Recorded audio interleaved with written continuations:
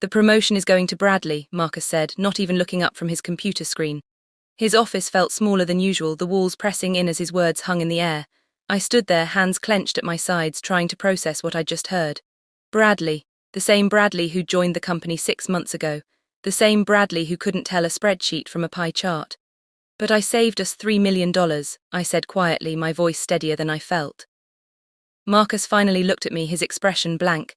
You did your job, Alex, that's what we pay you for. Through his glass door I could see our co-workers glancing curiously in our direction. Some looked away quickly when our eyes met, others didn't bother hiding their curiosity. Bradley brings fresh perspective, Marcus continued, already turning back to his screen. The senior analyst position needs someone who thinks differently. I nodded slowly, something cold settling in my chest. I understand perfectly. Walking back to my desk felt like moving through water. My name is Alex Torres, 32 years old, senior financial analyst at TechCore Industries.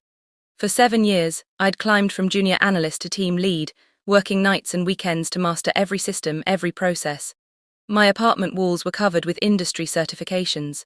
My social life consisted of coffee with my sister twice a month. Everything was for this job, this career, this moment that was supposed to be mine. TechCore manufactured advanced software solutions for healthcare systems. We weren't the biggest company, but we were growing fast. Too fast, as it turned out. 3 months ago, I discovered a massive accounting error in our quarterly reports. Someone had miscategorized $5 million in expenses. If that mistake went to our investors, we'd lose everything. I spent 2 weeks barely sleeping, tracking down every transaction, building an airtight case.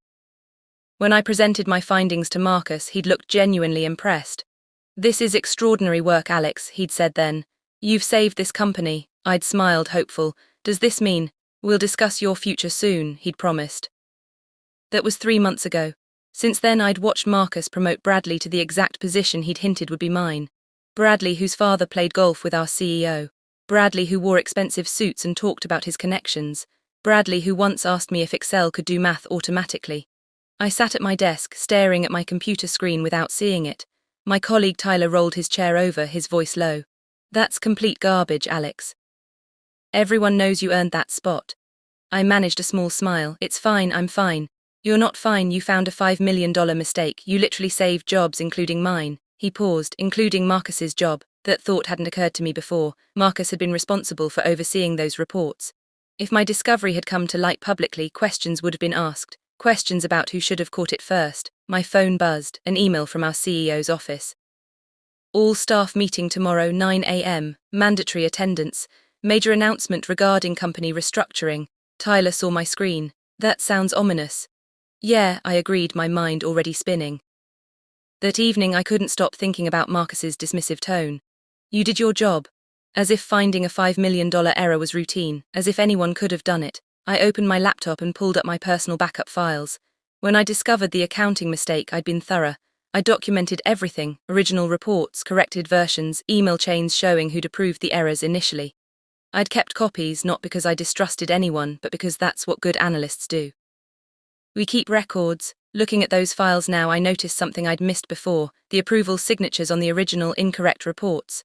Marcus's name appeared repeatedly. He'd signed off on multiple documents that contained the errors.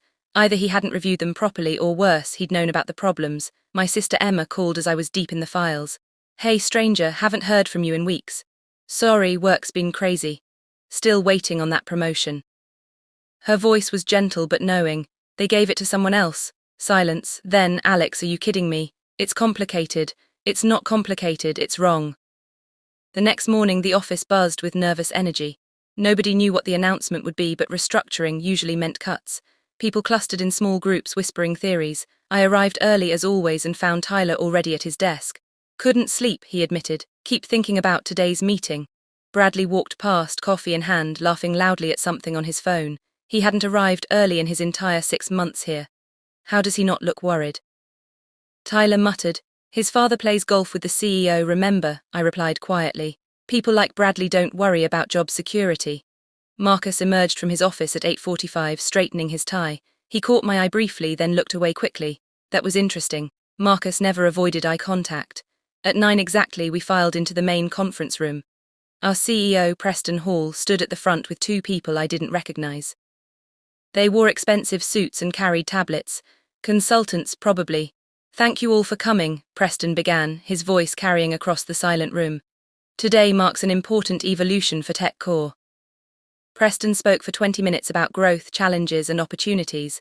The consultants nodded along, occasionally typing notes. Finally, he reached the point. We're restructuring our finance department to improve oversight and accountability. My stomach tightened. This includes new senior positions and revised reporting structures. He gestured to Marcus. Marcus will be transitioning to an advisory role while we bring in fresh leadership for the department. The room went completely still. Marcus's face remained neutral, but I saw his jaw clench. Bradley Crawford will assume the role of finance director, effective immediately. My heart dropped, not just the senior analyst position, director, 2 levels above where I was. Tyler's hand gripped his chair's armrest so hard his knuckles turned white. Additionally, Preston continued, we're implementing new review processes for all financial reports with independent verification by our new consulting partners. The consultants smiled, they'd be watching everything now. After the meeting, chaos erupted. People gathered in clusters, voices rising. Marcus disappeared into his office immediately. Bradley accepted congratulations, grinning widely. I walked back to my desk feeling numb. Tyler followed me. This is insane. They're essentially demoting Marcus and promoting the least qualified person in the department. Preston doesn't know Bradley's incompetent, I said quietly. He only knows what Marcus told him. So Marcus recommended Bradley. For director, it made sense now. Marcus needed someone in that position who wouldn't threaten him, someone who'd defer to his judgment. Bradley was perfect, unqualified enough to need guidance, connected enough to seem legitimate. What are you going to do? Tyler asked. I thought about my files, about Marcus's signatures on those flawed reports. I don't know yet. My phone buzzed. Email from Bradley. Team meeting in conference room B, 2 p.m, attendance mandatory. His first official act as director, the meeting was painful. Bradley stood at the front, radiating unearned confidence.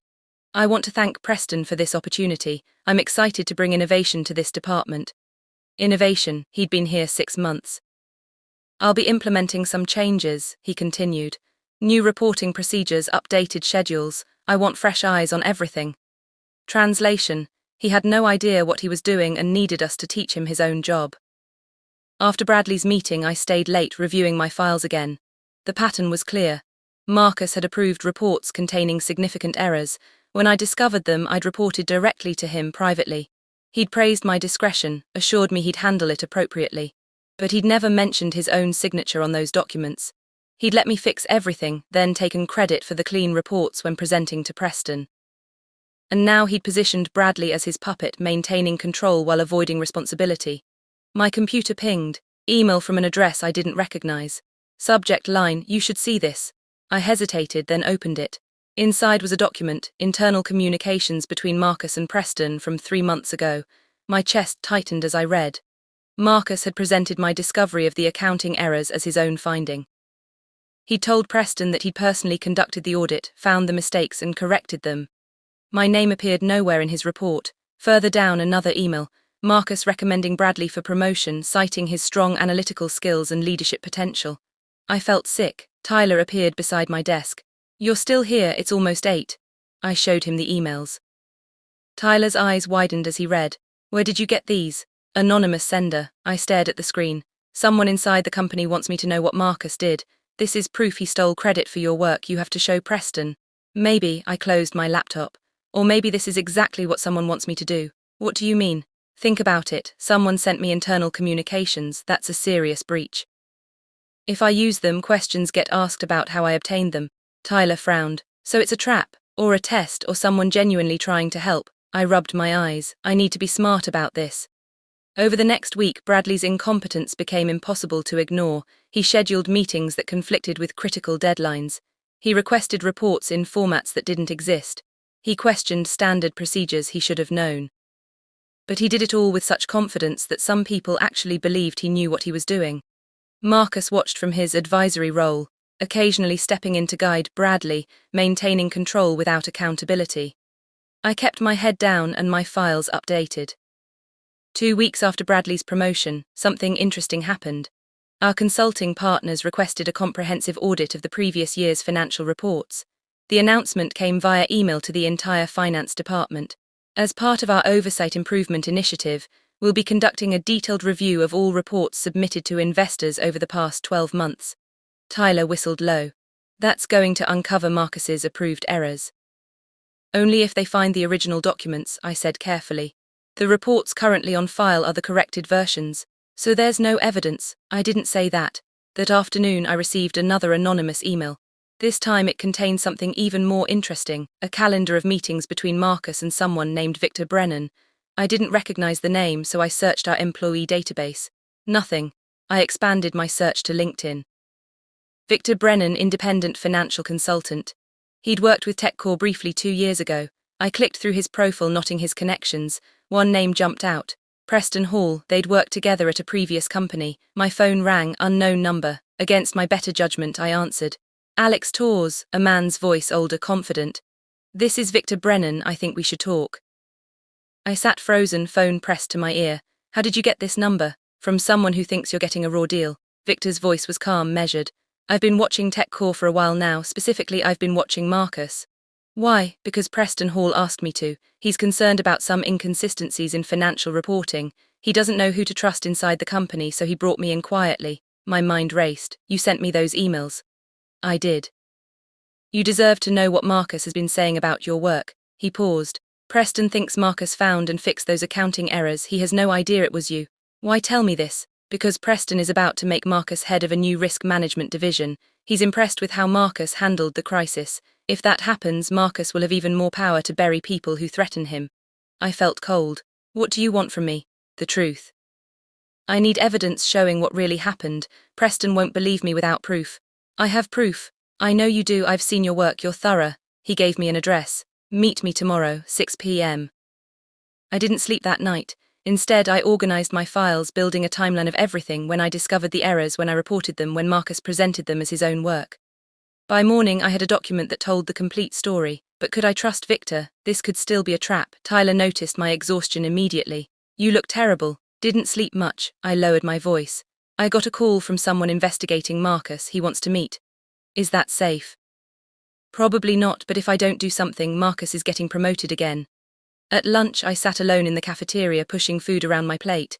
Bradley walked past, stopped, then approached my table.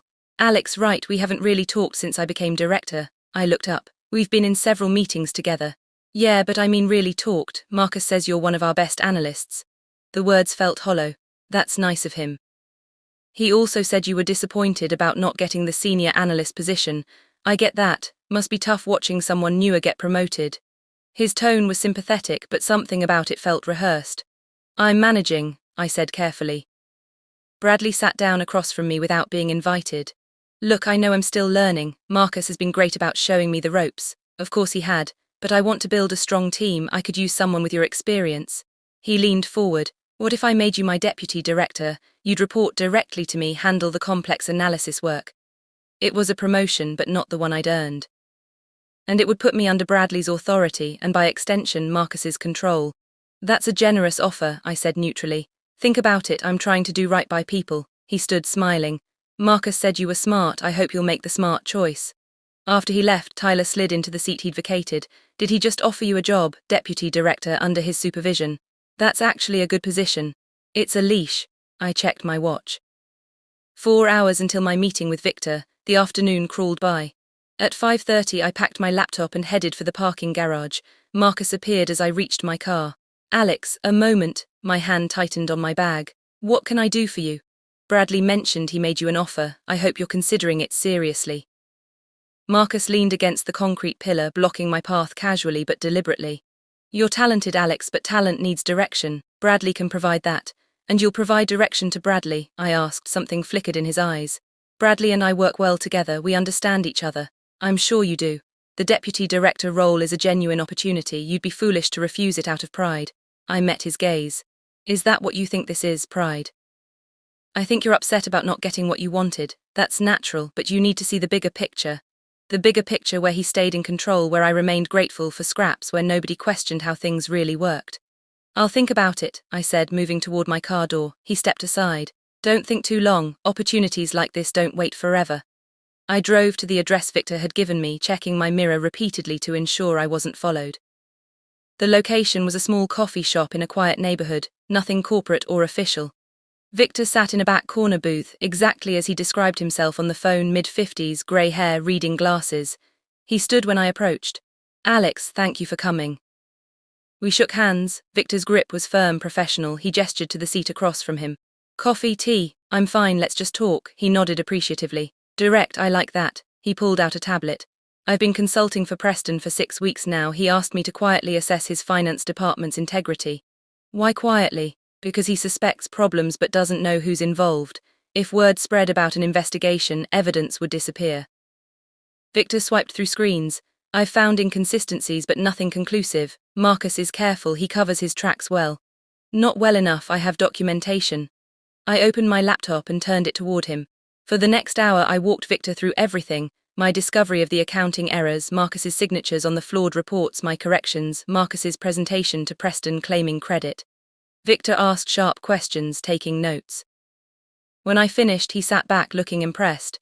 "This is comprehensive. You've essentially built a case showing Marcus approved faulty reports, let you fix them, then took credit for the corrections." "Yes, and you've kept quiet for 3 months. I wanted to believe it was a misunderstanding, but Bradley's promotion changed that." I nodded. Victor studied me carefully. "What do you want from this, Alex?" That question caught me off guard. What did I want? "I want the truth acknowledged," I said finally. "I want credit for my work."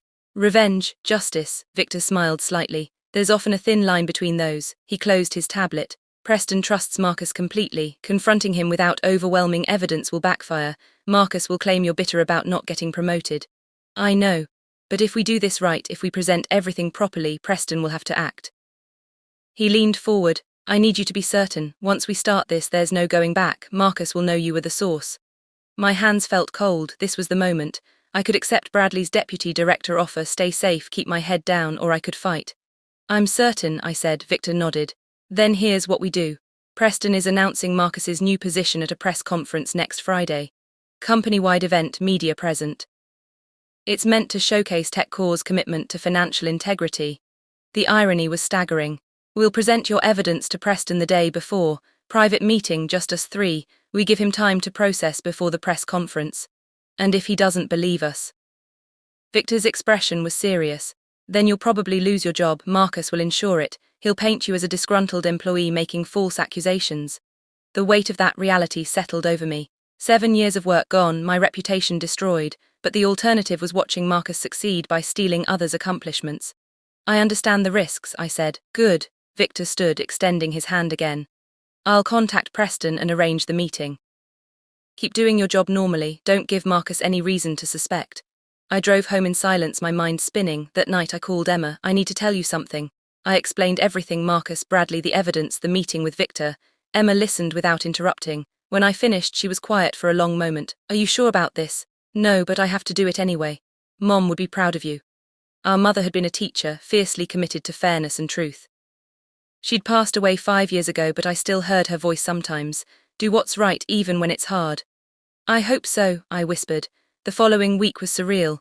I worked normally, attended meetings, even had lunch with Tyler. Bradley continued his bumbling directorship. Marcus watched everything from his advisory position, occasionally pulling Bradley aside for whispered conversations. Nobody suspected what was coming. On Thursday afternoon, Victor called. "Meeting is set. Tomorrow, 10 a.m, Preston's office, just us 3. My heart pounded. "Okay, bring your files, bring everything." That evening I organized my evidence one final time. Every document, every email, every piece of proof. I rehearsed what I'd say, how I'd present the information. I barely slept. Friday morning arrived grey and cold. I dressed carefully, professional but not flashy. I arrived at the office early, parking in my usual spot. The building felt different somehow, charged with anticipation. At 9:45 I received Victor's text. "Preston's office, side entrance." I grabbed my laptop and walked through the quiet hallways. Most people were at their desks, unaware. I reached Preston's executive suite. His assistant Kelly gave me a sympathetic look. She knew. Victor had told her something. "Go right in," she said softly. Preston's office was exactly as I'd imagined: expensive furniture, wall of windows, photographs of company milestones. Preston stood by those windows, Victor beside him. "Alex," Preston said, turning. "Victor tells me you have serious concerns about Marcus's handling of our financial reports." I'd prepared a speech, but standing there facing our CEO, the words felt inadequate.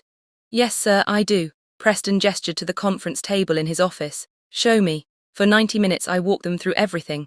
I started with discovering the accounting errors, showed the original reports with Marcus's signatures, explained my correction process. Then I showed Marcus's presentation to Preston, the one claiming he'd found and fixed everything himself. Preston's face remained unreadable. He asked few questions, just examined each document carefully. Victor occasionally clarified technical points. Finally, I showed the evidence of Bradley's unqualified promotion, Marcus's recommendation letter filled with exaggerations. When I finished, silence filled the room. Preston stared at the documents spread across his table. "This is quite an accusation, Alex." "It's the truth, sir. I have metadata proving I created these corrections. I have emails showing I reported to Marcus. I have his signatures on the flawed reports. Why didn't you come to me 3 months ago?" That question hurt because I'd asked myself the same thing 100 times. Because I trusted Marcus to do the right thing. I thought reporting through proper channels was the professional approach. Preston nodded slowly. "And now I'm watching him get promoted for solving a crisis I actually resolved." Preston stood and walked back to his windows, hands clasped behind his back. The city stretched out below us. "Marcus has been with this company 12 years. He's been a trusted advisor. I'm not questioning his entire career," I said carefully. "I'm questioning his actions regarding these specific incidents. If what you're showing me is accurate, these aren't small incidents." Victor spoke up. "Preston, the metadata doesn't lie.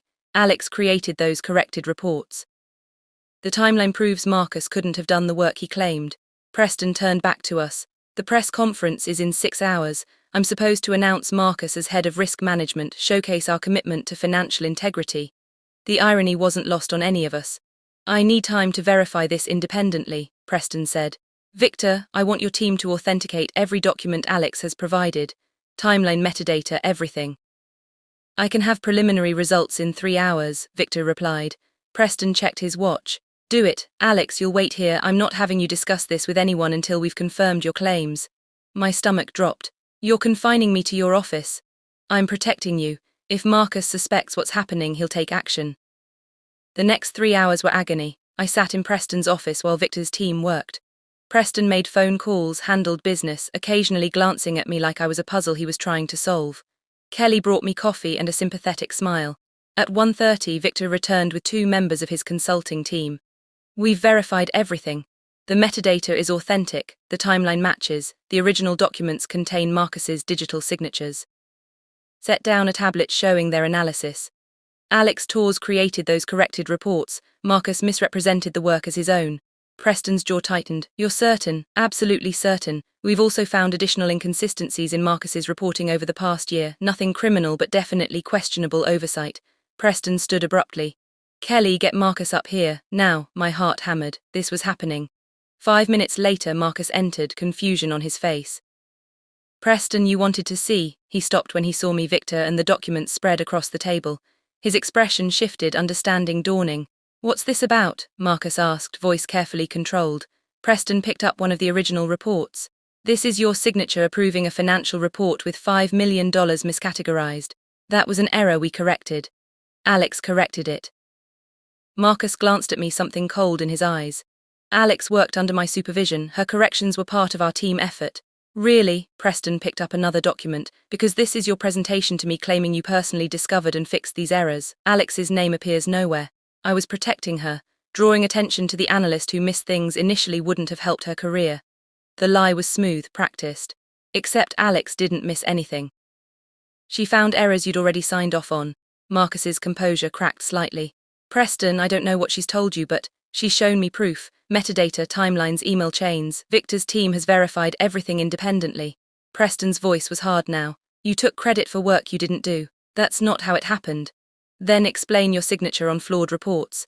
Explain why you never mentioned that to me. Explain why you recommended Bradley, who has no qualifications, for director while denying Alex recognition for saving this company millions." Marcus looked between us, calculating. "This is a misunderstanding. Alex is upset about not getting promoted. She's reframing events to, the metadata doesn't lie," Victor interrupted quietly. The room fell silent. Marcus's face shifted through several expressions: anger, calculation, resignation. "I see," he finally said. Preston's voice was ice. "The press conference is in 3 hours. I'm supposed to announce your promotion." "Preston, we can discuss this privately. We just did, in front of witnesses with documented evidence." Preston picked up his phone. Kelly, cancel Marcus's segment of the press conference. Have security escort him from the building. Marcus went pale. You're firing me based on her accusations. Based on verified evidence of misrepresentation and taking credit for subordinates' work. Preston's expression was stone. You're done here, Marcus, effective immediately. You'll regret this. My lawyers will find that everything was documented properly. Victor's team has compiled a comprehensive report. You're welcome to review it with legal counsel. Security arrived, 2 officers I recognized from the lobby. Marcus looked at me, fury and disbelief warring in his eyes. You've made a serious mistake, Alex. No, I said quietly. I corrected one. They escorted him out. The office fell silent after the door closed. I felt shaky, adrenaline crashing. Preston sat down heavily. I trusted him 12 years and I trusted him completely. I'm sorry, I said, unsure what else to say. Don't be sorry, you did the right thing. He looked at me directly. You saved this company twice, once with your work, once with your courage. Victor packed up his materials. I'll have the full report ready by end of day. Preston nodded to Victor, then focused on me. The press conference is at 3. I need to address what happened without creating panic. I understand. I'd like you there standing next to me when I explain our commitment to integrity. My eyes widened. Sir, I don't think. I'm not asking, Alex. You're part of this story now, the right part. He checked his watch. We have 2 hours. Let's figure out what we're going to say. Those 2 hours blurred together. Preston, Victor, and I crafted a statement that explained the situation without destroying TechCore's reputation. We focused on discovering errors, implementing corrections, and strengthening oversight. At 2:45, we walked to the building's main conference room. It was packed, employees, media, investors. Bradley sat in the front row looking confused. He had no idea what was coming. Tyler spotted me and his eyes went wide. Preston took the podium at 3 exactly. Thank you all for coming. Today's announcement is different from what we originally planned. He explained Marcus's departure in careful terms: misrepresentation of work, failure to provide proper attribution, violation of company values. The room erupted in whispers. However, Preston continued, this situation revealed something important. We have employees who embody the integrity we value. He gestured to me. Alex Torres discovered significant accounting errors that saved this company millions. She did this work quietly, professionally, and without seeking recognition. I stepped forward, legs shaking. Every eye in the room was on me. Alex will be promoted to finance director effective immediately, Preston announced. Additionally, we're creating a new oversight system to ensure proper attribution and accountability. Applause filled the room, genuine and warm. Tyler was grinning. Bradley looked stunned. I caught sight of my reflection in the glass wall. I looked different somehow, stronger, certain. Preston continued explaining new policies, but I barely heard. This was real.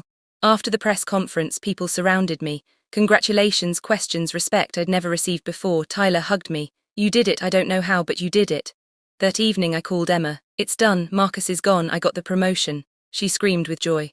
I'm so proud of you. Later, alone in my apartment, I opened my laptop one final time. I looked at all those files, all that evidence I'd carefully preserved. Without them, none of this would have happened. I thought about Marcus's expression when security escorted him out. Part of me felt guilty, but mostly I felt free. My phone buzzed, email from Preston. Thank you for your courage, the company is better because you spoke up. I smiled and closed my laptop. Tomorrow I'd start my new role. Tonight I'd finally sleep.